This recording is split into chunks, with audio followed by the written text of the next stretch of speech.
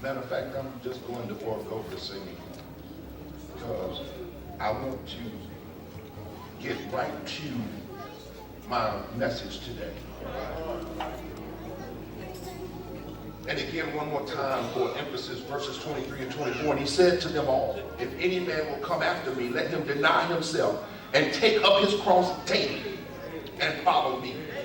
For whosoever will save his life shall lose it, but whosoever shall lose his life for my sake, the same shall save it. And I want to use for a topic today, the price of admission.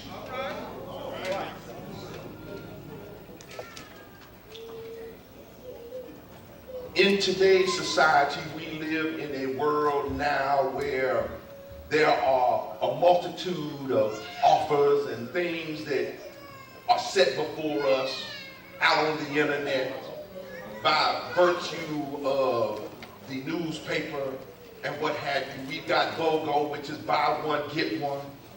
We've got 2 for the price of 1. Matter of fact, KBG has a 3-for-1 sale going on right now.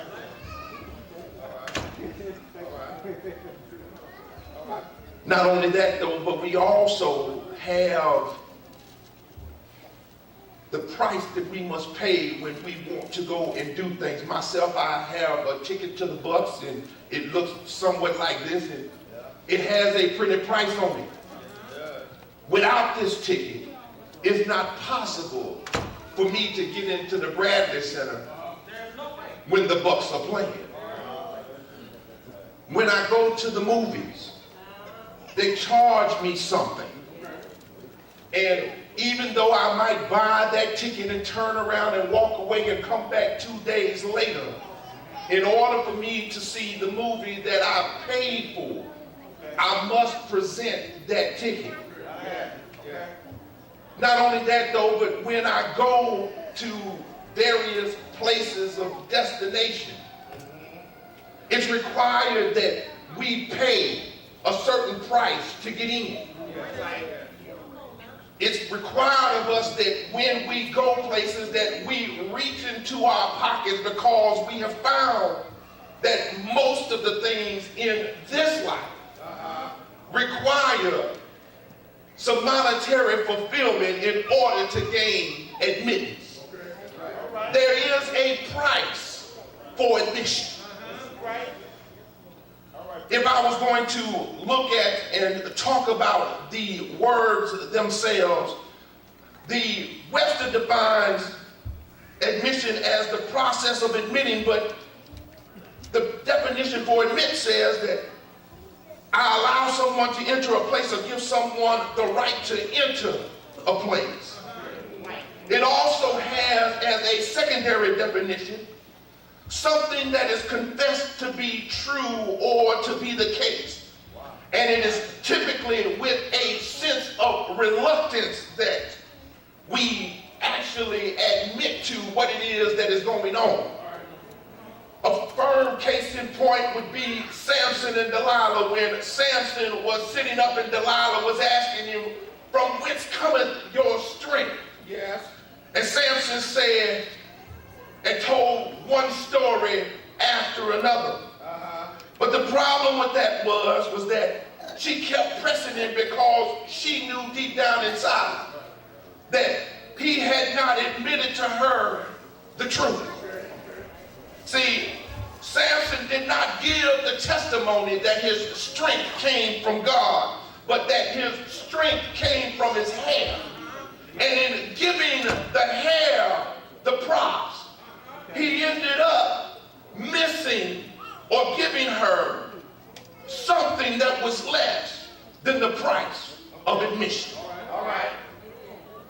You see, in our reluctance to give God the glory, we take credit for his mighty acts, the things that he has performed on our behalf. And sometimes the only thing that we need to do is to raise our hand, open up our mouths and say, God, you did this. Instead of taking credit for what it is that God is doing in our lives, we ought to admit that we are not the greatest power that we know. See, we have a price of admission. See, the thing is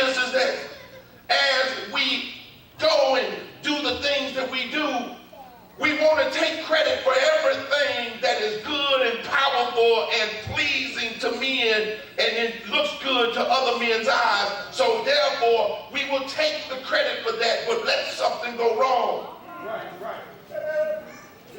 And we fail to admit it. See, there is a price for admission. It means that very simply that when I am doing what it is that God has called me to do, I give him the credit for the good and I take the blame for the bad.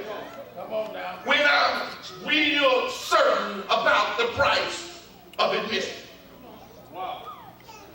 Peter himself, who was as impetuous as could be, reminds me of myself sometimes because I don't have good enough sense not to jump in the water. All right. But the truth is that Peter too exhibited his reluctance to pay the price of admission by denying Christ in the garden 3 times. See, the thing is that when we talk about the price of admission, what we are talking about is our willingness to reach on the inside of ourselves and allow God to take out what he put in. See, the thing is that as we look and we want to say that we have this relationship with Christ, some of us have failed to RSVP. Because the reason why is that in the price of admission, the ticket does not say that there are door prizes. Or 2-for-1 special. Or better yet, that favorite one, reduced price admission. See, most of us don't seem to understand that the price of admission guarantees us certain rights. It also guarantees us a certain amount of responsibility. See, the thing is that when I am in my prayer closet thinking about what it is that Jesus has done for me, in my closet when ain't nobody around, I can admit that it was him that saved me. Yeah. When I'm in my prayer closet, I can admit how much I need him. When I am in my prayer closet, I can admit how much he's done for me. Yeah. And because of that, in my prayer closet, I am willing to pay the price of admission. See, the thing is that as I look into all of the things that go on in the process, it means that somewhere inside of me that I got to make a commitment. All right. It says that somewhere on the inside of me that I have acknowledged that God is far greater than I could ever be. It says that somewhere on the inside of me that regardless of what it is that I feel, God can change everything in my circumstance. See, the thing is that the price of admission comes with benefits. See, it allows me to have a seat. Not only does it allow me to have a seat, but Jesus said that in my Father's house are many mansions. So it gives me a place of preferential treatment when I'm wanting to pay the price of admission. See, but here it is, and I'm about a couple of minutes away from closing, but you need to understand that Jesus is the doorkeeper. John 10:9 says that I am the door. By me if any man enter in, he shall be saved and go in and out and find pasture. An admission ticket gives you the right to go in and to come out. Jesus is saying very simply that all you need is to hand me your ticket. But I came to tell you today this one thing: Jesus paid it all. So therefore, because he paid it, I can walk in without a ticket in my hand. All I need to do is to understand that there's a blood-stained banner. All I need to do is to get to that place where I understand that God has already made my way. The truth of it is that I have a seat reserved for me because the price of it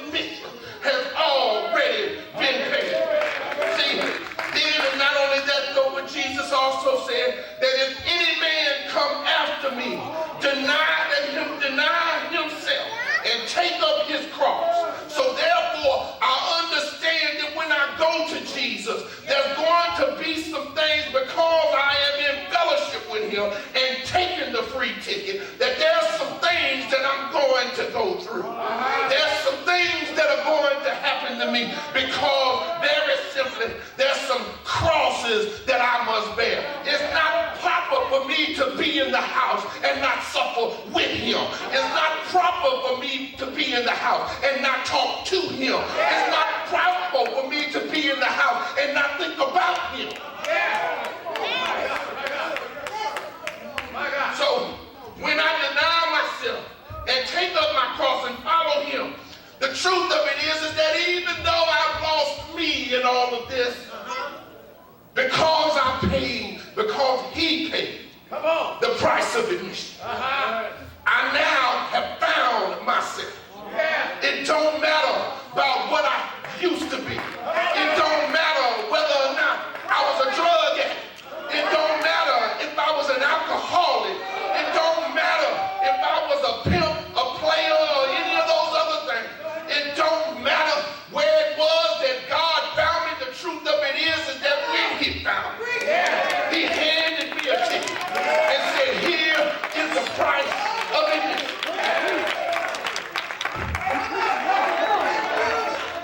See, the thing is that too many times we don't understand. What we want to do is reach in our pockets and think that money is going to solve all of our problems. We reach in our pockets and think that very simply that money will buy me in and out of all of my trouble. But see, the thing is that when I understand that I am a whosoever, see, I know that if I lose my life on this side, I'll gain my life on the other side. Because see, I'm not worried about getting admitted to Marcus Theater. I'm not worried about being admitted to the Bradley Center. I'm not worried about going down any place that requires a ticket. Because the truth of it is that I don't need to see the circus. My life has been a circus.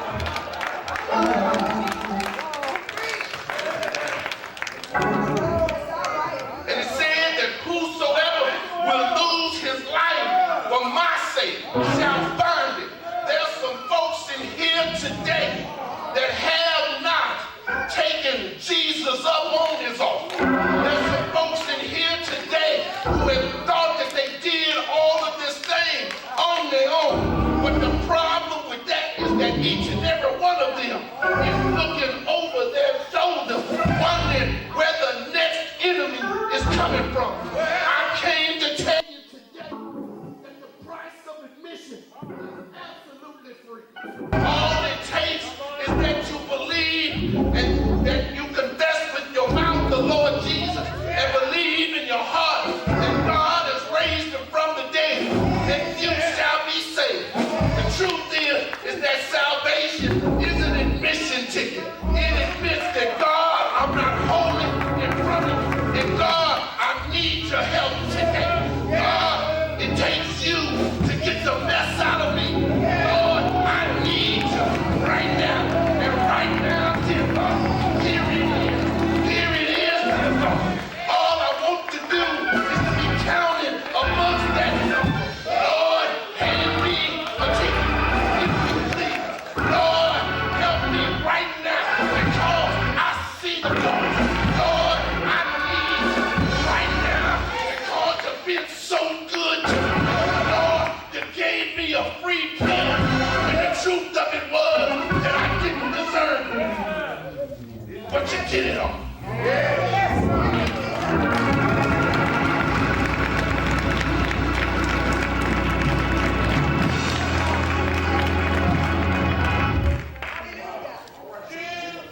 See, the thing is that there are a lot of us who claim salvation and are actually sitting here on a reduced price admission.